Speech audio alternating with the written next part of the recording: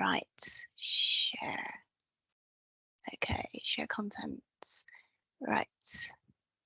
Okay, can you see it now? We can see Yeah. outline of session if that's what you're sharing. Brilliant. Okay, so what I'm going to do is to present some data on the gynae referrals that we receive through cases across the city. I'm going to give you some practice pointers and top tips that the cases team have discussed based on the data, share some of the recent pathways that we've developed as a result of cases, and also give you a heads up on some pathways we've got in development. And hopefully I'm going to move on to the next slide. Okay, so the team of peer reviewers are myself, Karen Joshi, Emma Reynolds, and our consultant mentor is Mary Connor, who you've already met. So, data from cases in the last year. So, looking at the last 12 months of all reasons for referral to gynecology, you can see that the biggest reason that we refer in Sheffield to gynae is menorrhagia or intermenstrual bleeding, closely followed by pelvic pain and endometriosis, then prolapse, then HRT, then vulval disorders, postcoital bleeding, smear tests, ovarian cysts, the occasional fertility thing. These ones are mostly for sterilisation, and then PCOS. And I'm hoping that you've spotted that some of the reason why we've chosen some of the talks today was as a result of this data.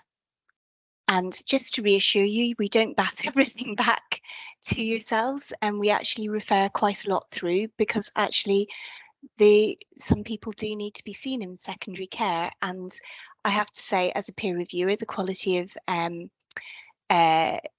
referrals and the questions that GPs are asking are always very reasonable.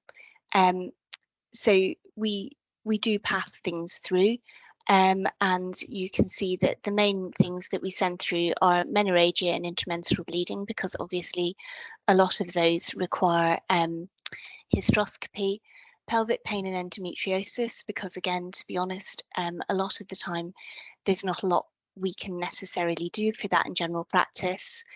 Prolapse, because again, as Steve said, there are other reasons why patients might require surgery, and HRT, because it's becoming an increasingly common problem.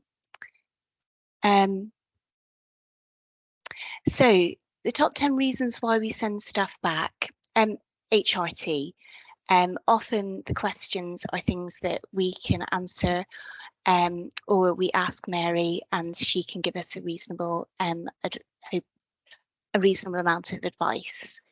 Menorrhagia and IMB, again, often the reasons that they're sent back is because the patients haven't actually tried first line treatments. Fertility I'm going to come on to, and the rest, again, you can see. Top 10 reasons for referrals returned as incorrect speciality. I have to say the biggest one for this is fertility.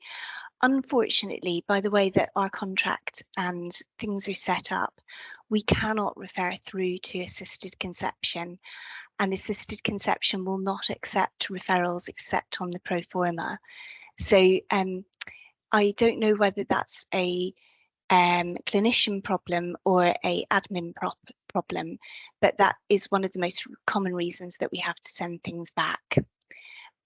Likewise with lost threads, I don't know if Jess mentioned this in her talk, but one of the problems we have is due to the commissioning arrangements for coils for contraception and menorrhagia, which are Byzantine in their complexity. Unfortunately, Gynae is only commissioned to remove coils that have been put in for menorrhagia or HRT, or coils which Jess and the team at Complex have failed to remove in sexual health, and not coils that have been inserted for contraception. So we do have this ridiculous arrangement whereby I'm obliged to send back lost threads, to send them to Complex, who will likely need to send them back to Gynae. And I'm really sorry about that, that's the way that the money flows, and there's not a lot I can do about it. And I have checked this with Gynae on a number of occasions. I'm not entirely sure why cervical polyps and prolapse have been turned back as incorrect speciality. I can only assume that perhaps in the letter there was enough detail for people to refer directly into the community gynecology clinic, and perhaps the peer reviewer in question felt that that was a more appropriate place for the patient to be seen. So some top tips. Cervical polyps. Cervical polyps are quite a common reason that we get referrals. They can occasionally cause intermenstrual bleeding, postcoital bleeding, or prevent smears. They're very unlikely to cause any other problems, and they can be removed quite easily in practice.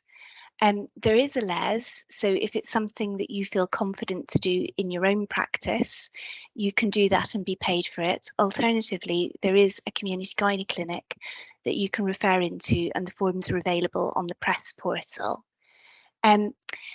Given the waiting times for gynecology, I think if a woman has merely got an a polyp and no other problems, then I think it would be reasonable to try and refer them first of all to the community gynae clinic, and then on to secondary care if there was a necessity after that. So for example, if her intermenstrual bleeding or postcoital bleeding didn't resolve after the removal of the polyp.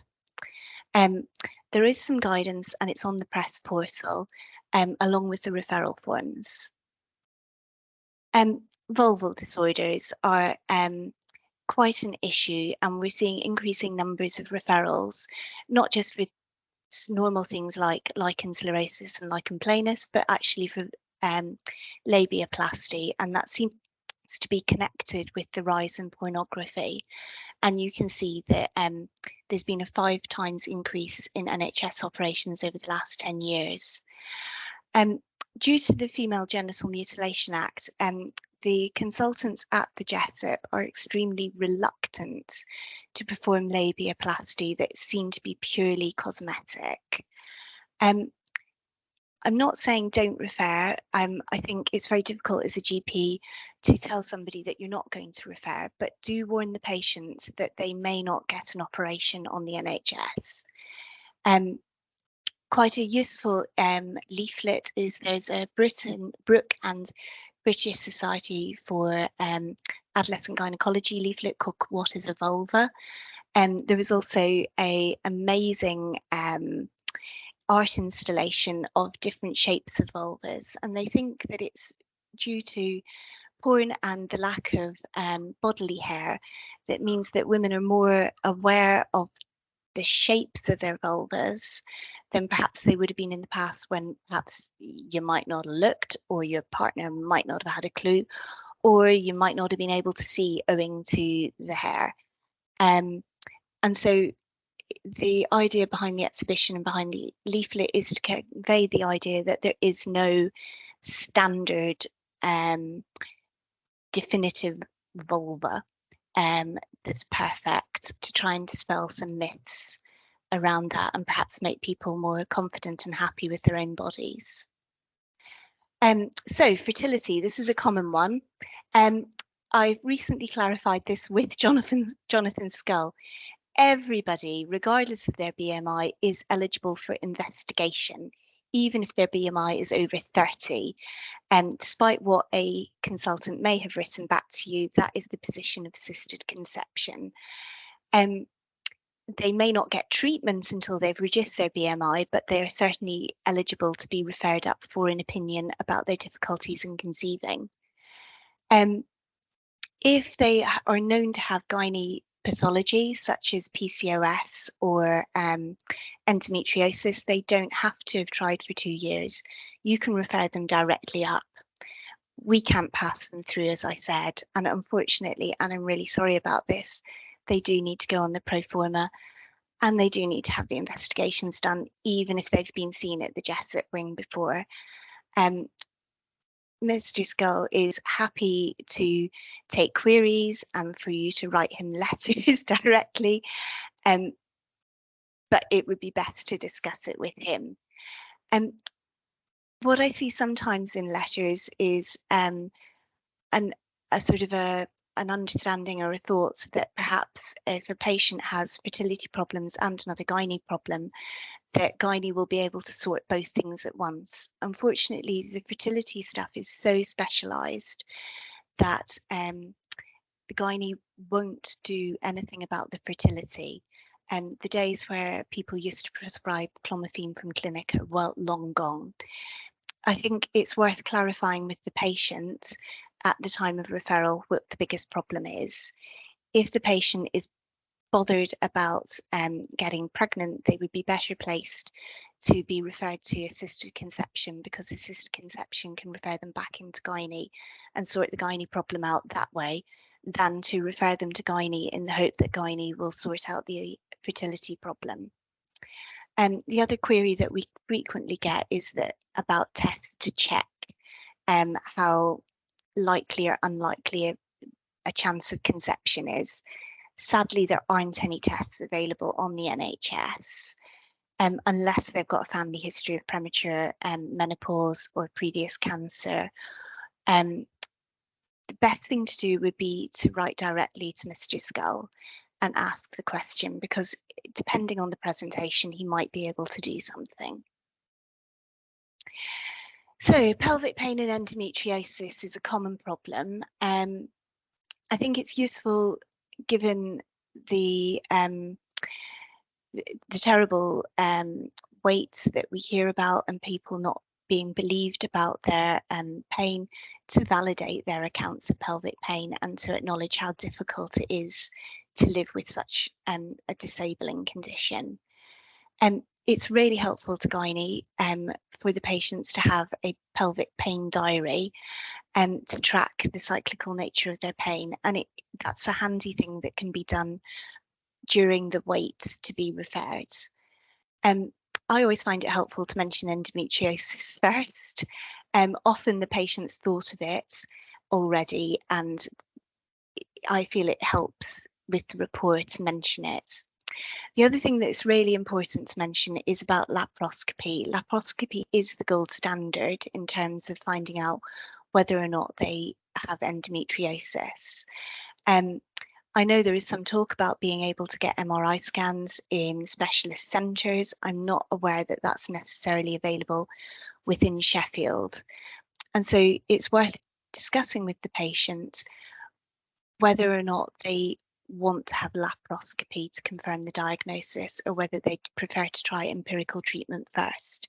And I think the jury is very much out on whether or not, despite perhaps things that may have been said in Davina's recent contraception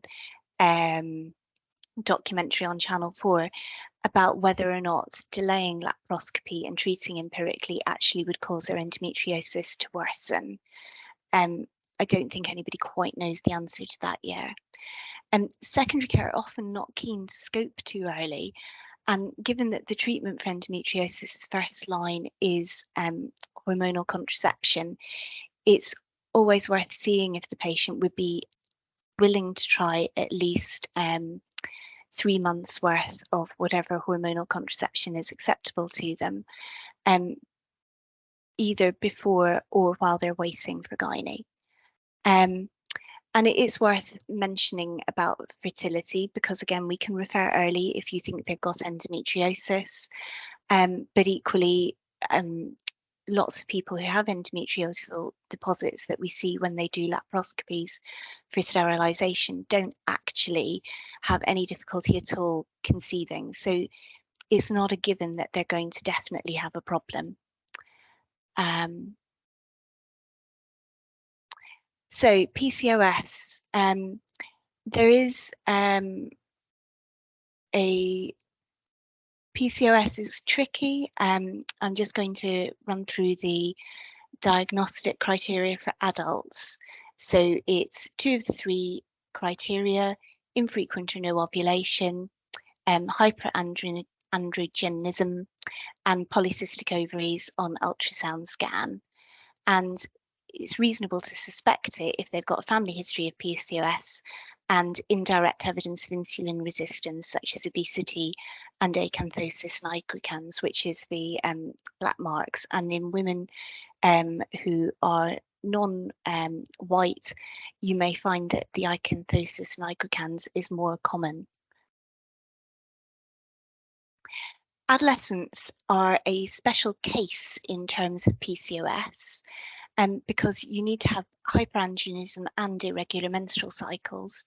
And this is something that in the last couple of years has really cemented in my mind, which is that you need at least 8 years to reach full reproductive maturity. So that's 8 years post-menarche.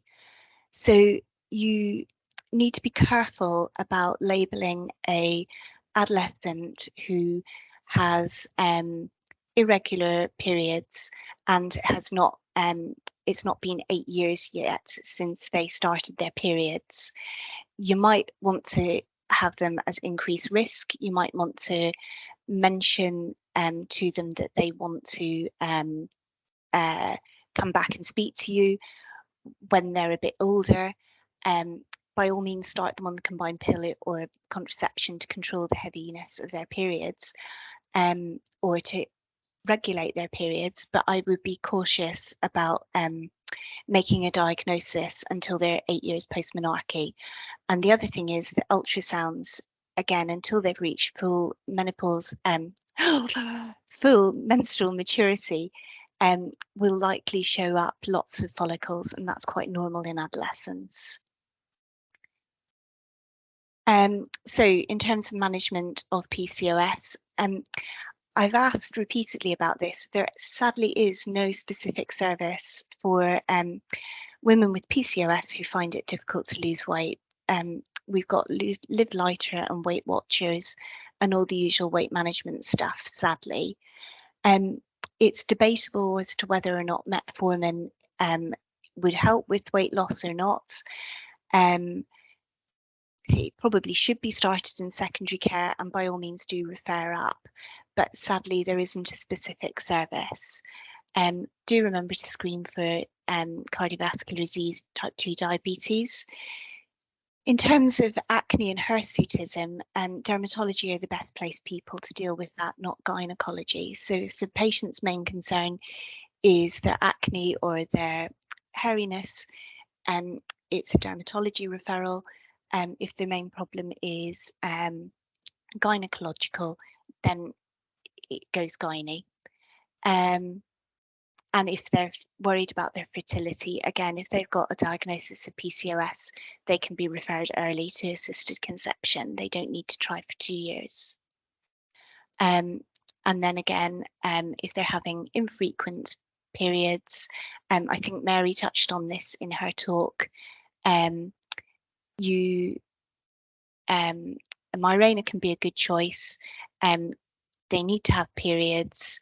They can tricycle. They need to have roughly about 4 or 5 periods a year. I don't ever use Dianet due to the increased risk of DVT, and trimethoxyprogesterone. So I'm just going to run through some recent pathways. One that went up, I think, in the last month is raise CA125 in primary care, and that's advice about how to manage this particular result, particularly if there's no ovarian pathology on ultrasound scan. So that's just an overview of the NICE recommendations.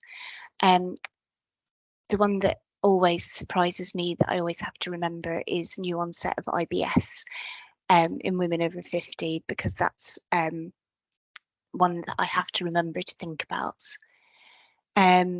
So again, examine if they've got ascites or you feel a mass, it's to eat weights and do CA125 while you're waiting. If the examination is normal, do CA125. If it's raised, then either an ultrasound, or if they're over 55, go straight to a CT scan. if they've got a raised CA125 and you don't find anything else, it's worth having a look for other causes. So in a recent study, only 0.9% of women who had a raised CA125 actually turned out to have ovarian cancer. But of course, that is women who have nothing on their ovaries. So other causes would be endometriosis, adenomyosis, PID. And then we've got non-gynecological, so things like diverticulitis, pancreatitis, heart failure, and non-gynae malignancies, breast cancer, lymphoma, lung cancer, think peritoneal mets. Another new pathway which has gone up in the last month, I think it's under the urology cases rather than under Gynae cases, although it was a joint thing between Gynae and urology, and that is the new adult continence pathway. I've just put the flow chart up there to try to make it clearer as to who should go to which service, because I don't know about you, but often I find it slightly bewildering knowing where to send a patient. There's some, I've put the pathway up, there's some further guidance if you look on the press portal. So pathways in development. Oh, hang on. Can I go back? Go back. Okay. Pathways in development. Let's see, how do I stop sharing?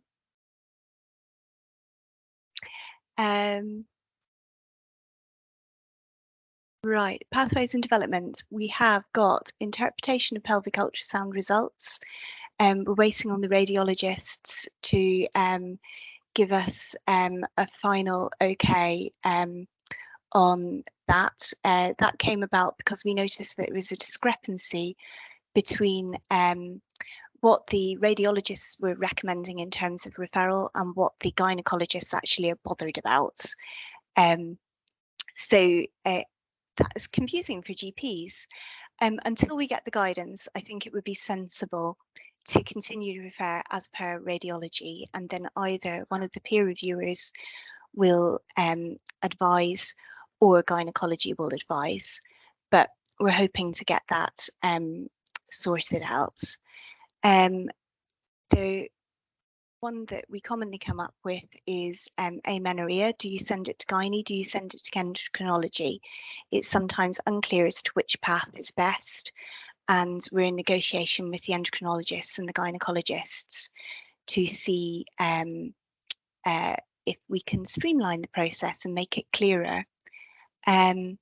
I'm also in the process of getting from gynecology and the Jessup Win a list of all of the clinics and referral pathways, because we frequently get referrals through cases for things like gynae physio, which again, sadly, we can't pass through. I've mentioned about infertility, so it would be helpful, I think, for everybody to know exactly what's available and how you get the patient there. And the other thing we're going to do is update the prolapse pathway, which is on the press portal, because there's some new stuff about self-management of pessaries, which I think Steve talked about. I've put some useful websites and links on. Any questions?